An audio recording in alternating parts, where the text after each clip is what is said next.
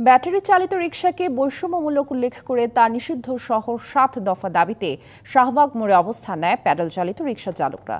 এতে শাহবাগ মোড়কে ঘিরে থাকা প্রতিটি রাস্তায় যান চলাচল বন্ধ হয়ে যায়, সৃষ্টি হয় যানজটের। শাহবাগে পূর্ব ঘোষণা অনুযায়ী দলে দলে প্যাডেল চালিত রিকশা চালকরা অবস্থান নেয়। তারা জানায়, শহরের মূল সড়কে ব্যাটারি চালিত রিকশা চলায় যেমন সৃষ্টি হয় যানজটের, হয় দুর্ঘটনা।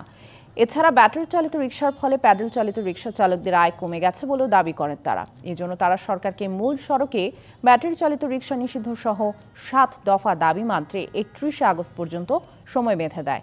দাবি না মানলে কঠোর আন্দোলনের হুঁশিয়ারি দেয়।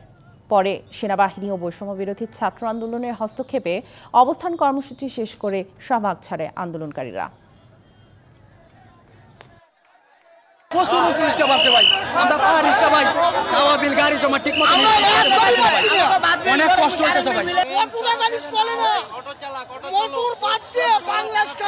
পাউচালিত রিস্কা তারা এমন অসহায় হয়ে থাকে, মনে হয় যে আজকে ৫০০-৬০০ টাকা কামাই করে দিব, কিন্তু লাস্টে ১৫০-২০০ টাকা কামাই হয়।